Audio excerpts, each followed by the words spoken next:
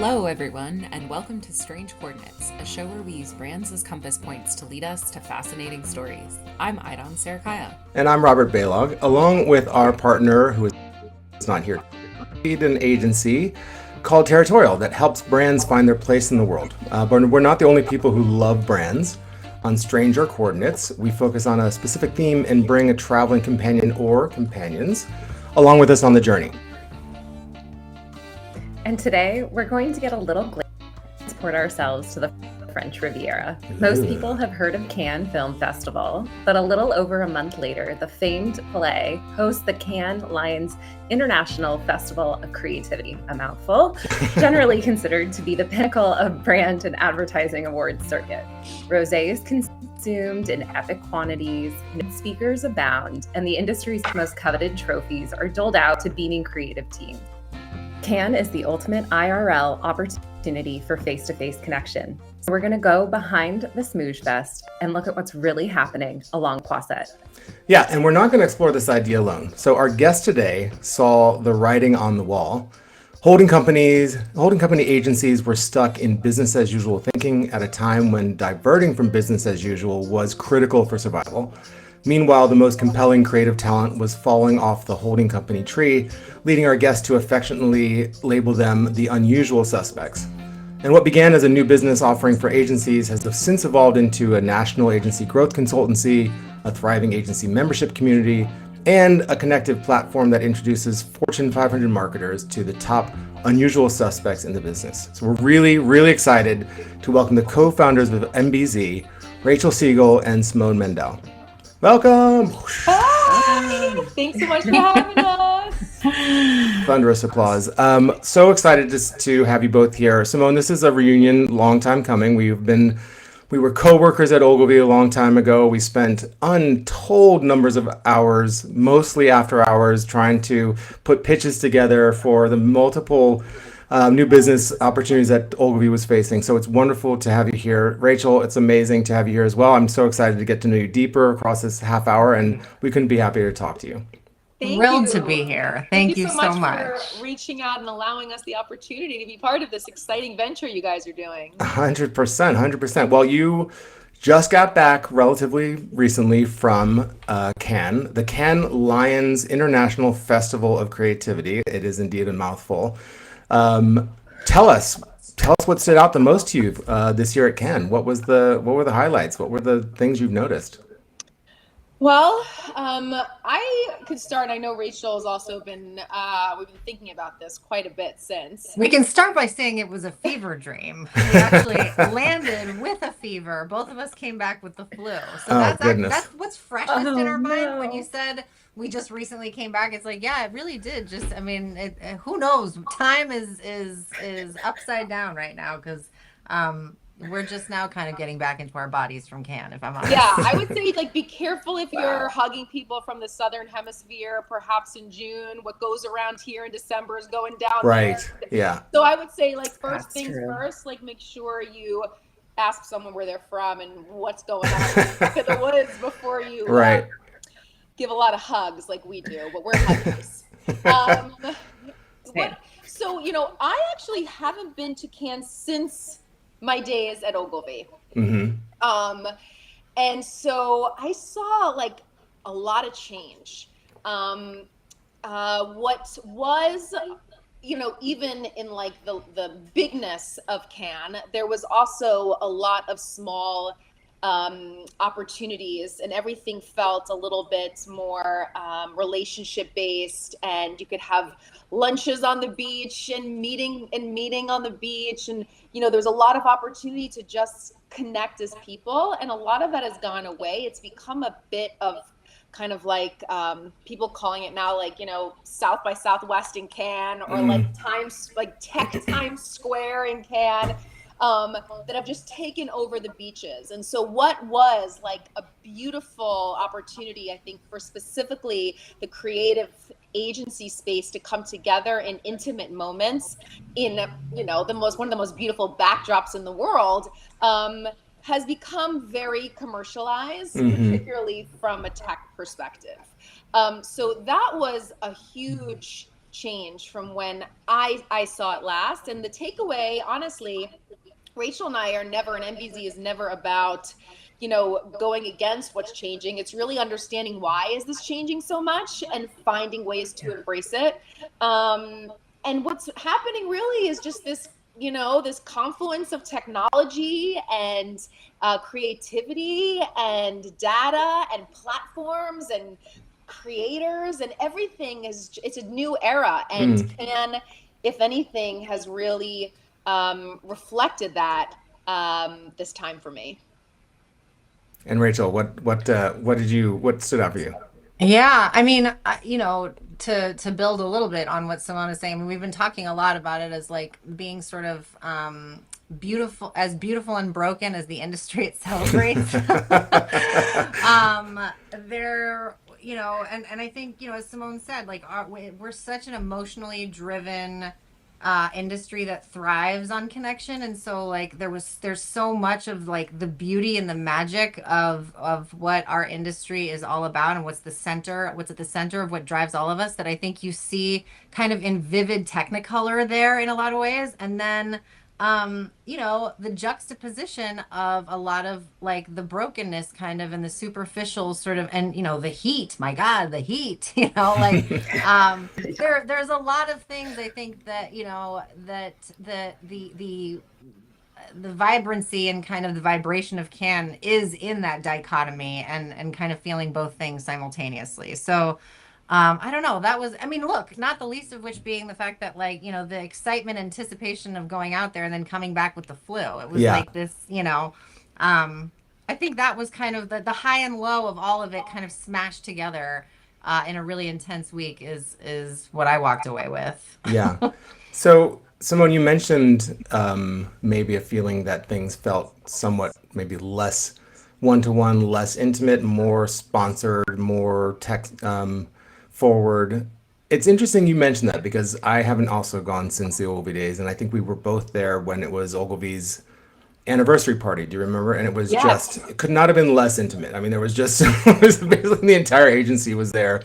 It was just huge party after huge party, and so I'm really curious if you think it is still a place for two things. One is sort of that kind of like agency identity. I've never felt more Ogilvy than when I was in the south of France at the Ogilvy anniversary party with all the Ogilvy leadership, and like, so is Cannes still a place for that to happen for agencies? And then second, are face-to-face transactions, are those conversations happening in Cannes? They're just sort of like buried underneath a lot of the hoopla.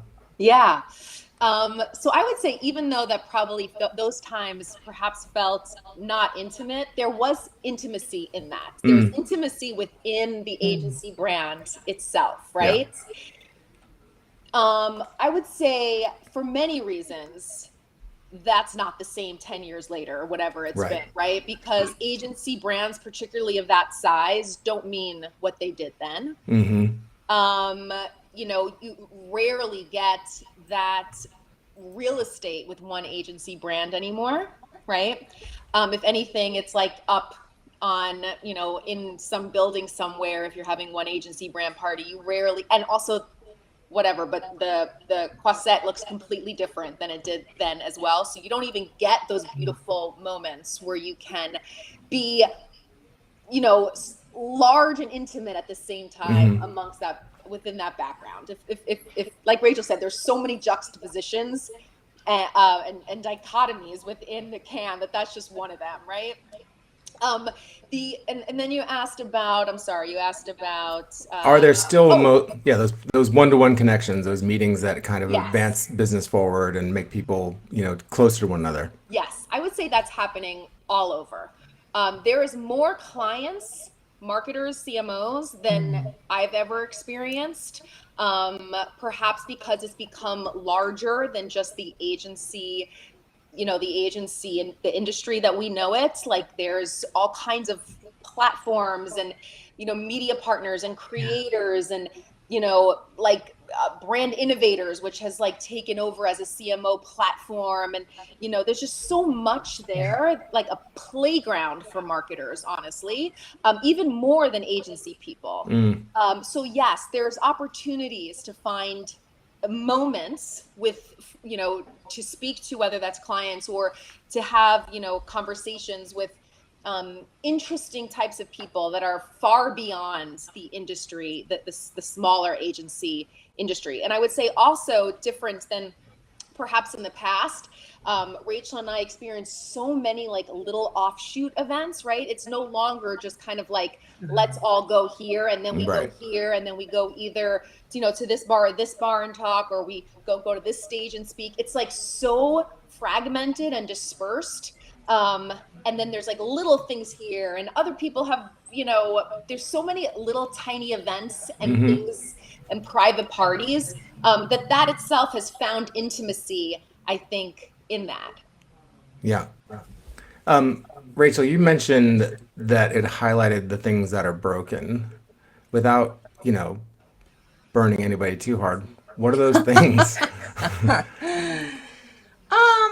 Look, I mean, I think that there are, Simone and I were talking about this before, we jumped on with you. It's like there are certain agencies, and this goes beyond what their ownership structure is, whether you're a big agency or a small agency or whatever. I mean, actually, we saw an influx of our unusual suspects there at a place that was not necessarily built for them, and yet they have broken through and they are there, and that was really exciting to see.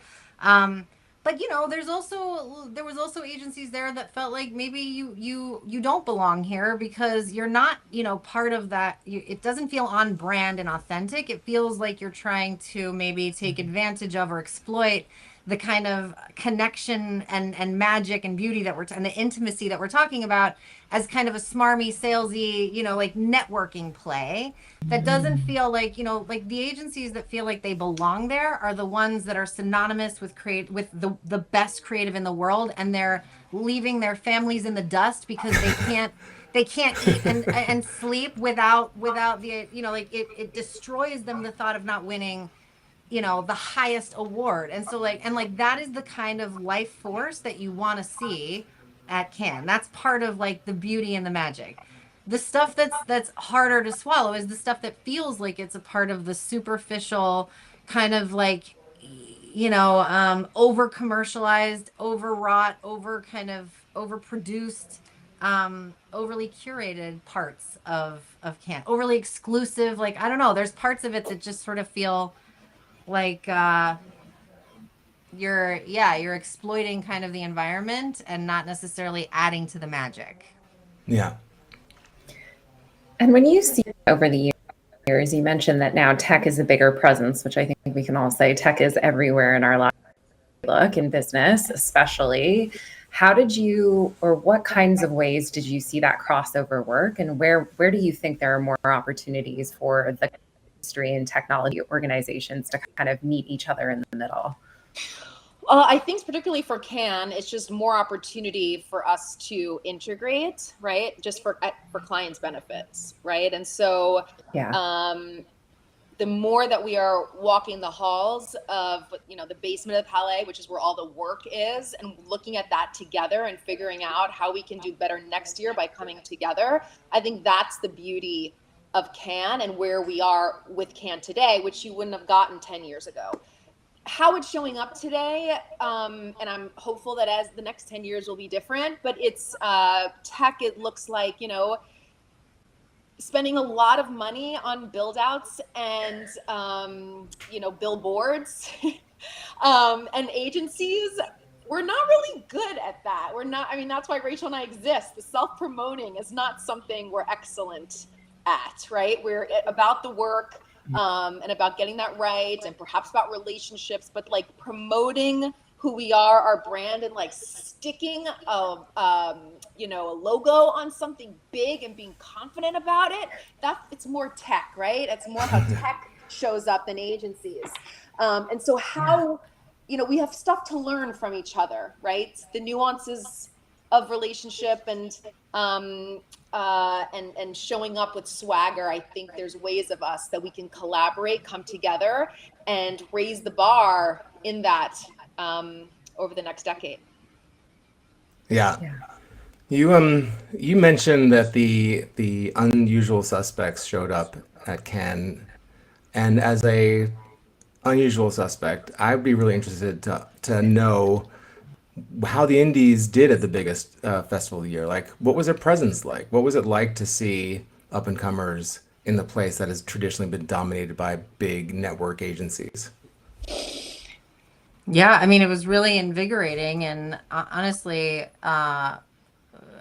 I think that one of the things that we you know, the sort of red thread that ties Unusual Suspects together is having a strong point of view. And I think that's one thing that, you know, you definitely, you know, saw with the Unusual Suspects, with the indie agencies showing up at Cannes. I think that you know, to Simone's point, like, all agencies need to be better at kind of representing that point of view and coming out and ready to sort of put a stake in the ground. But I think that kind of like do or die energy, that like, you know, putting everything, blood, sweat, and tears into it, into the highest form of success in our industry was exciting to see, and it's something that they uniquely bring to the table.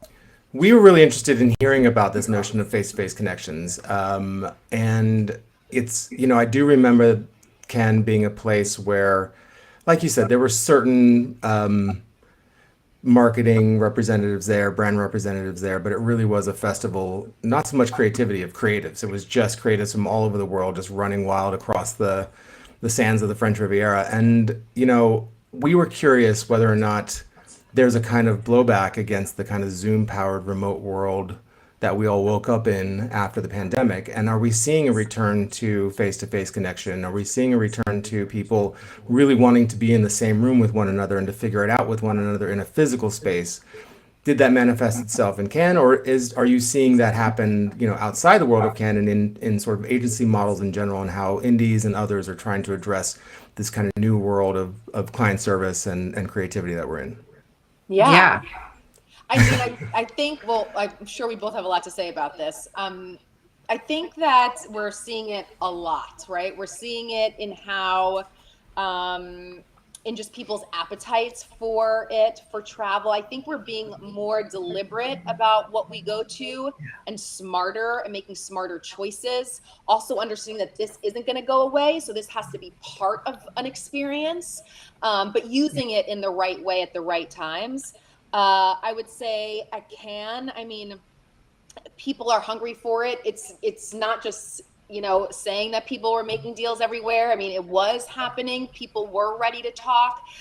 They are ready to be approached. There's so many people, like, in a small space, but everyone is open. Like, you can get to people, and people are okay being get to.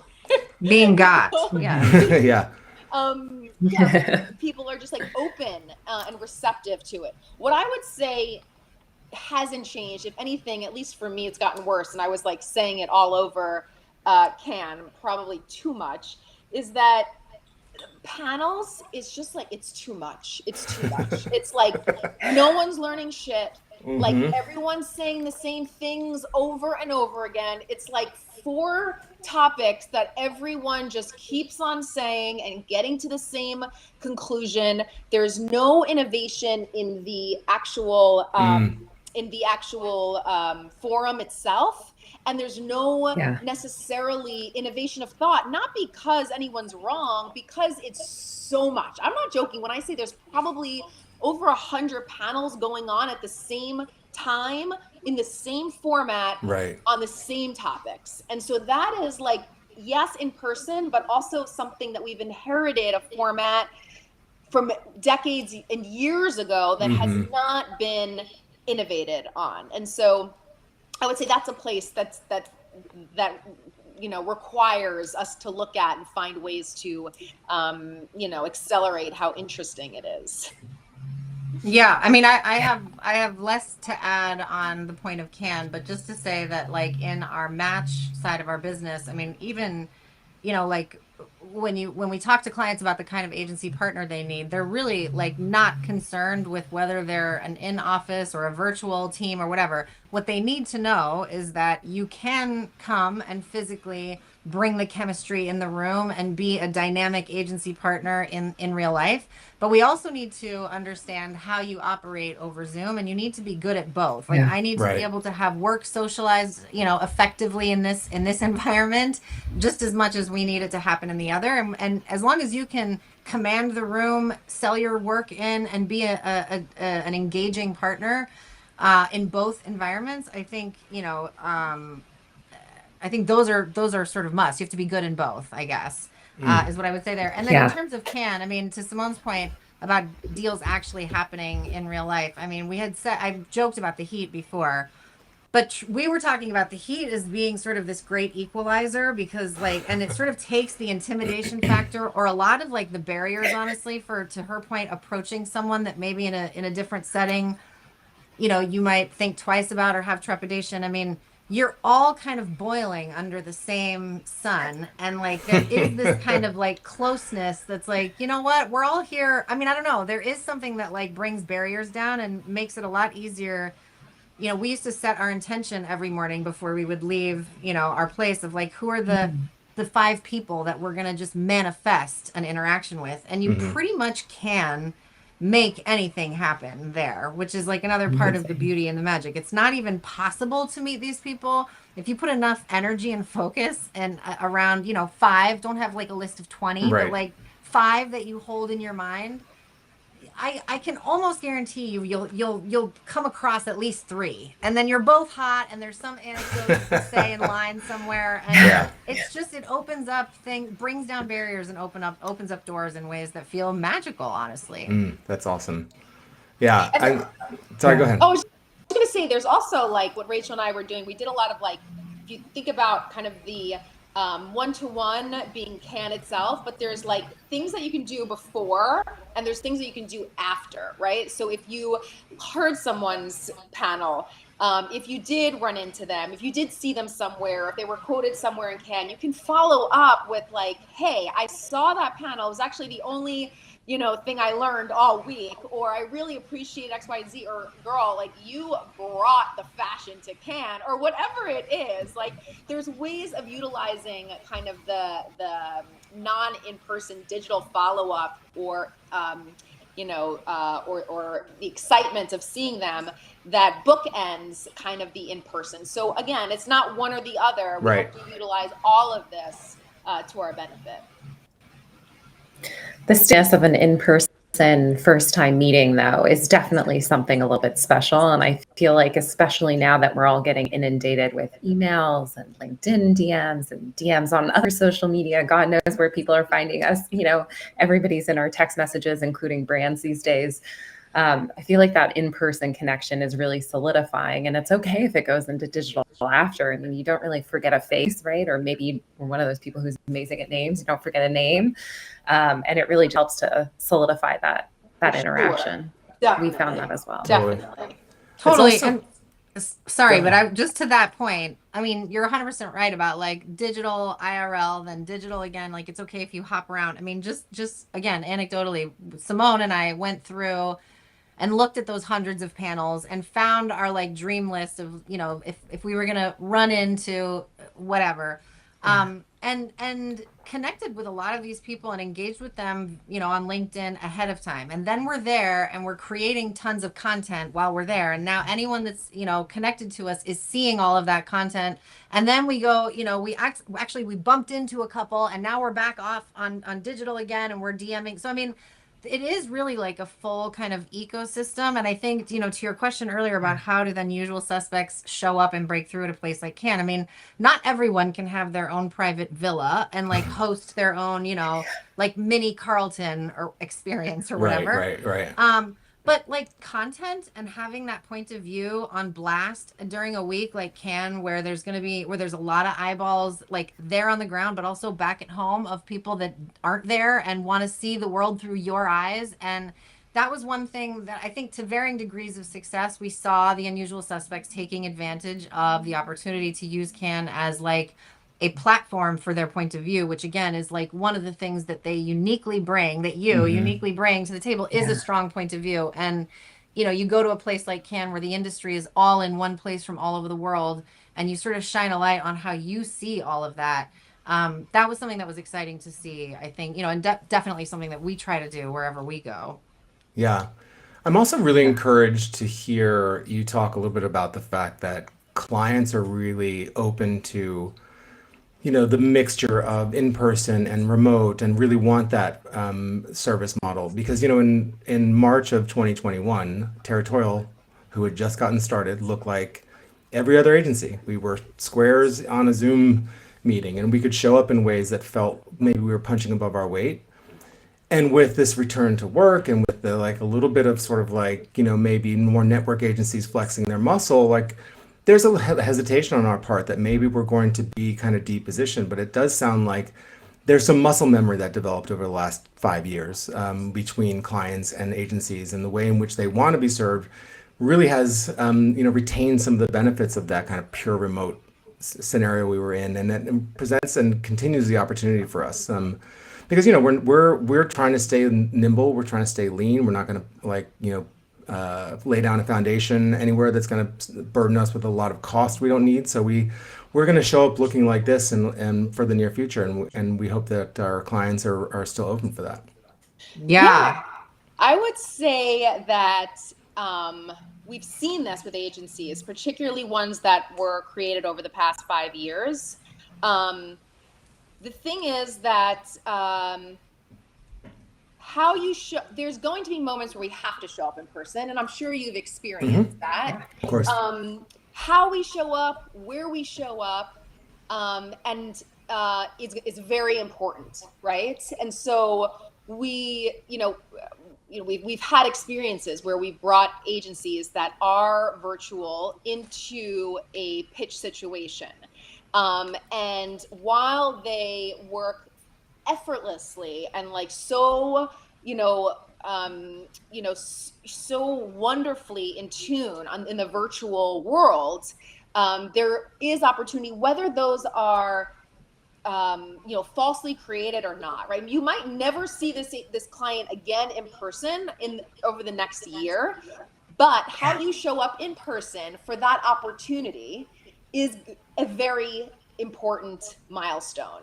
And your muscles have to be just as good in person, in terms of like the details of where you show up to how you work together. And sometimes that's not as easy as we think. That muscle memory is a little bit slower than this virtual world.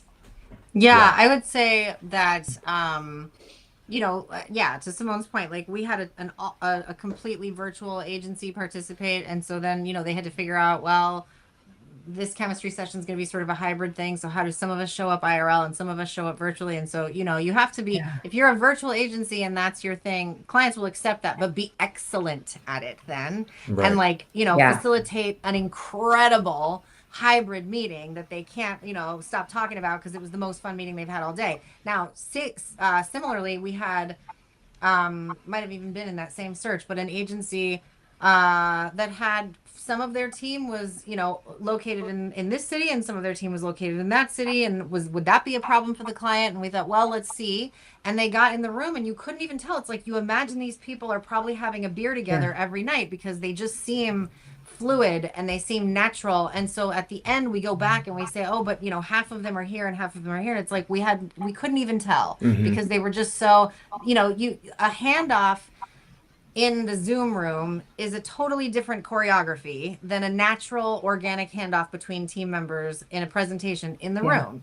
And kicking people under the table can't happen over the Zoom room. You know what I mean? Like there's all kinds of subliminal subtext that is totally valid and applicable in a room that just doesn't happen in the Zoom room. And so you can be really skilled at a dynamic presentation or a meeting in one area and not so much in the other. And I think clients don't actually care as long as you show up like a well-oiled machine. We don't really care if you have an office to go to. Take us to dinner if we all have to if you have to host something, find a way to just show up as your best self so that it's something that the client walks away with like a memory and a feeling that like they can't let go of, because like, you know, they don't want to sacrifice anything. They don't have to sacrifice anything now. Right. They're, you know, they are spoiled for choice. The amount of agencies right now, the client is spoiled for choice, right? And so they don't have to sacrifice. Do they show up better virtually? There's going to be an agency that shows up really good in both situations. So wherever you are day to day, just show up great in both.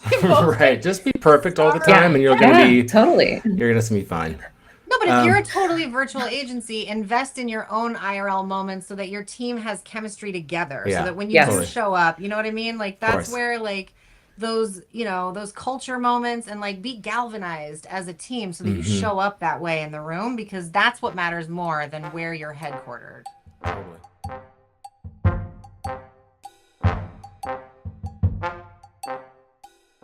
We have a segment that's called Off Brand, where I am going to ask 3 brand-related questions connected to our theme. Robert does not know the questions or the answers, and to be honest, he doesn't know. And to be honest, I'm newer to the world of advertising. They're a little bit silly, so I hope you enjoy them. Also, there's no expectation that you will know any of them. But I just want to put that we try to make them as obscure and ridiculous as possible. So don't feel bad if you're like, this isn't like, wait, don't tell me. You're not going to ruin somebody's day. You're fine. I can't plead the fifth. Yeah, no, well, sure, plead the fifth. Who gives a shit? Yeah, that's fine. Okay, let's do it. What object is the award given at Cannes modeled after? A lion gate from Mycenae, Greece, built around 1250 BCE, and one of the oldest lion sculptures in the world, signifying authority and divine protection of the city. B, a lion statue inspired by the Lion of St. Mark in Venice, Italy, where the original film festival was held, or the horses St. Mark from Venice, Italy, symbolizing victorial power at St. Mark's Basilica. Ooh. I mean, I'm going to go with B. I'm just going with A. Okay, you guys have to come to a consensus, though. You have to come to a consensus. Well, I was going to say A because it sounded so good, but then I thought B because of the connection to the original festival, right? Okay, fine. Let's go with B then. I'm good with that. That is correct. Nice. It wasn't a trick question. That's nice. You're going to get a ding, ding, ding in the final recording. Yes. That's awesome. Job well done. We weren't even expected to know these, and we're knowing them. Look at us. Also, I'm surprised that, so is the Cannes Film Festival the like offshoot of the Venice Film Festival? And now, I wonder if there's like some sort of like festival brothers had a feud, and they're like, well, I'm taking my festival here. And then became like 2 competing film festivals. Like, lots of questions. I think they moved it. Yeah. But there's still a Venice Film Festival. That's true. Did that come back? Maybe they did split it. We'll have to look into this. Well, there's more to know. This is some follow-up. I love it. I love it. Okay. What was the first type of advertising medium awarded in the inaugural Cannes Lions Festival in 1954? A, print advertising. B, radio advertising. C, cinema advertising. Or D, outdoor advertising? I mean, those are all pretty viable given the year. Either. Well, what year was it? 1954. I would say print. I like print. I like that as the answer. Yeah, I like that. So it was actually cinema advertising. Oh. And that was because the original was made by people who were in film. And so it was the advertisements to advertise the films that they were making. Honestly, I never knew why there was a festival for advertising in Cannes, and I just did not put that together. That actually makes so much sense. It was all the studio heads. Yeah. Duh, that makes so much sense, and that's so interesting. It is so interesting. And also, can you imagine the schmooziness of that era? Oh my God, with like all the studio heads there and like there was probably no women. 0 women. Except for like the actress of the moment, right? Totally. A few of those. Jane Mansfield. No Cardi B concert, probably. Hell no. Wait, was there a Cardi B concert this year? Yeah. Did you guys go? Yes. Was it good? Yes. It was good. The audience, not so much. Wait, why? What was wrong with the audience? Well, she was sort of like very obvious. These were not like Cardi B people, like, right? I mean, like, these right. are not like maybe in their bedrooms, like behind in their houses, right? Not in public. Mm-hmm. And so she was just kind of like taking the piss out of the audience a little bit in a funny way. Fuck, just like in a very Cardi B way. And she was just amazing. And then they followed up with Mark Ronson, which, like, I'm sorry, but like, Be Still My Heart. I mean, really, I was like kind of almost more excited about that than Cardi B. It was a really good night. Amazing. That's awesome. Yeah, there probably was no Cardi B. There was probably like, you know, like Zsa Zsa Gabor doing a little cabaret night somewhere. Oh my God. I don't even know if she sang. I think she was just an actress, but you know. For the story. Sounds something we need to I'm trying to think of some Zsa Zsa one-liners. Yeah. I can't think of any right now. All right, you guys are one. What are we? 1 for 2? Yes. Yeah, 1 for 2. Yeah. Yes. So this is the last and final. Which award at Cannes Lions honors game-changing creativity that drives business, culture, and brand transformation? Softball. A, the Grand Prix for Good. B, Titanium Lion. C, Creative Effectiveness Lion. Or D, the Innovation Lion. I mean, Isn't it titanium or no? I think it's titanium. I hope I'm right. Yes, okay. You guys are right. You're right. Okay. Yeah.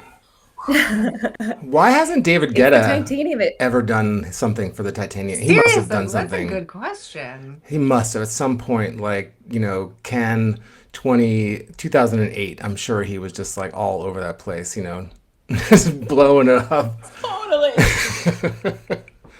Sorry, I stomped on your explanation, Aidan. I apologize. No. That's, I was going to say it was actually introduced in 2003, so it's actually not so old in the spirit of this. And the first one was actually won by BMW Films. They did a campaign called The Hire, which we'll link in the show notes. Short films featuring Clive Owen as the mysterious driver, cinematic effect, while also being branded content. It was nice. That was a great Very campaign. Cool. I remember that. It was awesome. Well done, Simone. Yeah. 2 out of 3. Yeah. You guys, that's a winning score. That's a winning score. So I'm gonna leave your voice. I'm gonna leave a voicemail for you. I think that's how this works. So.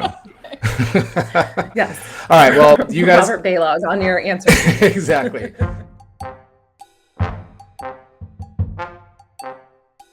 So far we've been leading this expedition, but now we're going to turn the keys to this mystery mobile over to you. And we can stray as far from our theme as you like, because we're going to play Omnipotent Brand Manager. So the premise is you've just been promoted to the most powerful brand manager in history, which is a sort of like kind of contradiction in terms, but the most powerful brand manager in history. For the creation, for the span of a single project to guide that brand in any way you want to guide it. So you can do anything. What would you do, and what brand would you work with? So we talked about this. Okay. And as Simone said, we thought like we have to look at it through the lens of NBZ, and we spend all day thinking about agency brands. That's kind of like, you know, when we think like what brand would we love to get our hands on, our minds immediately go to agency brands. And I think, you know, after talking about it a little bit, Terry and Sandy really is where we sort of landed in terms of an agency brand that we would love to like really sink our teeth into. I think, you know, from just from like a brand perspective, there's so much strength and equity and amazing legacy there. Mm-hmm. And thinking about kind of the point that they're at in their journey and kind of telling the story of the future and what the next chapter is going to look like. You know, I think Terry and Sandy represent something that female founders like Simone and I are like still kind of like benefiting from the tailwinds of that. I mean, not kind of, but very, very much directly benefiting from that. And so yeah, there's, I think that, you know, look, if you lean on the wrong equities, a lot can go wrong. Right. And it's about like really harnessing like what equities are strong enough and elastic enough to kind of take them into the next chapter. And I think I think Simone and I are uniquely qualified for all kinds of reasons to get in there and help them do that. So that's the agency brand we talked about. I don't know, Simone, if you have any other thoughts to add. Before you dive into too much, for those of our listeners who are not familiar with Terry and Sandy, can you just give a high level, like what do you know about this brand? What's their rough history? What does it say to you as who they are now? Yeah, I mean, Terry and Sandy is a creative agency, and they were founded by two women creatives. Terry has retired, and Sandy is now at the helm. And she has, they have done a lot to recruit incredible new both creative talent and strategic talent. To us, they represent like a fierce point of view in the world. That's what we said is a wonderful, a necessary part of being an unusual suspect. But female leadership has changed drastically, and what that means in the world, and how much you have to lean on femininity versus pull the attributes of female leadership through, and how that looks and sounds and acts, and how you hire based upon that. And so they have done an incredible job figuring out how to pull those attributes forward. But there's so much more that they represent in the future in terms of female leadership. Again, we always talk about like, how do you talk about female leadership without saying femininity or female or women? Like there's so many attributes that we have in terms of like, I mean, how much we can juggle at the same time. And I think that's a really important qualities for clients. And, the lens by how we see the world and how we manage and how we hire. And I just think that there's ways of pulling those through into kind of the future that sometimes it's hard to see it from inside the jar, read the label from inside the jar, but it's really fun to be able to kind of empower them and inspire them with what that could potentially mean in this day and age. Love that. It's amazing. Thinking about female co-founders in the today. Yeah, and essentially, like, right? And as those co-founders, particularly one, has retired, like what does that mean for your brands? And what are the attributes of those leaders? And how do we infuse and how do we infuse those attributes into the brand today? Historically, agencies were always named with agency leadership, right? And so it's interesting that those are two women leaders, and it's also like two men's last names usually. So yeah, exactly. Right. It's like the only right. Actually, I think they told us that it's the only agency that's named after the first names of, was it women or just first anyone, names, like first names all. in general, like which is just so interesting, and like figuring out what that DNA is, why that matters today, what that means in today's environment, what attributes are pulled through, how does that look and show up. And it's also like just a commentary on women leadership today and brands that are that have that history, and what should it mean today and why clients should care. I just think there's a lot of rich opportunity there. I also think it's important for that brand, but I also think it's an important conversation for us to be having in the midst of a environment that's turned hostile in general to anything that somebody could say smacks of identity. And so like figuring out how we can actually have conversations about how these things make a difference in the way in which we conduct business, the way in which we perceive the world, the way in which we interrelate with one another. I think it's like we just can't pull back from those conversations. We just need to figure out how to have them in ways that feel really relevant and powerful, Yes, and inclusive, right? It's like there's ways that they behave, that they see the world, that they, to your point, Robert, like that they do business that are just not like, for women, it's like what does that mean for your agency and how you show up? And so to us, that's like super exciting. Yeah. Yeah. And there's a level of authenticity, which I think relates back to what we were talking about a little bit ago in terms of being that presence on the digital space, but also having that presence when you're in person. In both places, it's showing your authenticity, who you are, because so much of this is relationship. A lot of us are doing fantastic work. A lot of us are masters at our craft. And so what's really helping people decide ultimately is, do they want to work beside you? Do they want to work with you? Yeah, for sure. Yeah, I mean, and look, we did spend a little bit of time thinking about on the brand side, is there a dream brand for us to match for? And if our phone would ring. And Simone and I like do a lot of thinking about, obviously, you know, kind of category and industry, and then brand for sure, but also thinking a lot about the marketer, the actual individual, you know, decision maker and what their aspirations are. And so somebody that we've been following for a really long time is Chris Davis, who's the CMO of New Balance. And it seems like an obvious, right? But there's a lot of things about, you know, his approach. I mean, he talks a lot about calculated risk excellence as it relates to marketing and thinking about, you know, like, not making courageous or brave creative choices just for the sake of making them, but like really, you know, like taking risks, taking chances, and also being willing to do things in a way that is different and in sort of search for a solution that's built for today. And I think Simone and I specialize in the agencies that are built for today, and, you know, have distinct superpowers and have a point of view. And I think, you know, Chris Davis is an individual we would love to work with and match. I think we have a lot of like-minded agencies that would be awesome to introduce him to. But of course, New Balance is a dream brand for so many reasons too. We actually just recorded a Stranger Coordinates episode about New Balance. Literally, it's going to be live, I think, this week or next week.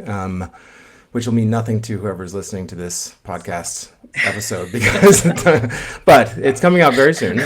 Will likely be out when whoever the listener is right now, in which we talk a lot about New Balance's journey from a very, very specific, technically oriented solution, which was about support, arch support, and was, you know, it's over 100 years old, to like moving through these interesting phases that mirror the ways in which you know, athletic brands and sports brands have affected culture at large. There's some movement from like niche to mass culture to back to almost kind of niche, but in a different way, like a kind of much more diffused and spread out niche. And so, yeah, we would totally mirror your ambition to be introduced to New Balance, and I think we've got a lot to say to them. So yeah, I mean, but it's not unlike the Terry and Sandy sort of, you know, like place that they, you know, when you think about a legacy brand and all the equity and like the things that what people thought they knew was true about that brand, and it was valuable, and you could either lean in on the wrong things and create a totally different future, or like decide that pivot is going to still be rooted in who we have always been, but with this really awesome, like culturally connected, future focused view of what we can be. And New Balance is sort of like the, you know, it's Terry and Sandy in like 20 years from now or whatever. Yeah. But it's the reason we would love to, work with them. Yeah, like we always talk about, like, especially for the agencies and New Balance too. It's like these agencies and brands that are pushing change. They're not like, oh, we need to fill the white space. Like, they make the white space, right, by making others irrelevant. Right. And so when Rachel's talking about like what levers do we pull and what do we leave behind, it's like, you know, where requires us to be and where are we just kind of like not necessary anymore. There's just too many agencies and there's so many sneaker brands, right? But like where do we need to exist, because that's the future, about like redefining femininity. It's not about, you know, boss bitch and stuff like that, right? It's about redefining really like what it means to be who we are today versus like, you know, recycling or finding white space. It's about being the white space, being what's next, being the future, because we see it and we're redefining it and we're living it versus, figuring out what our, differentiator is. Right. And this is giving me positive flashbacks of Simone being a passionate advocate in our new business pitches at Ogilvy for really standing out and standing for who we are and who we want to be and who we want our clients to be. I think we existed at Ogilvy at a time in which that definition was not as clear as it could have been, and so in many ways we were dealing with kind of fresh clay almost every single pitch. But I mean, you were constantly, striking that drumbeat that this is what we need to do to stand out. And I'm, it's really great to be back in conversation with you about it. No, I mean, I appreciate that. And it's something that Rachel and I, Rachel comes from the brand side and I come from that new business agency side. And like you said, Robert, like that kind of like your DNA and what makes you different. If all ideas are going to be excellent, if it's like Ogilvy against someone else, that's wonderful, or Territorial against someone else is going to have really awesome ideas because that's how good you are.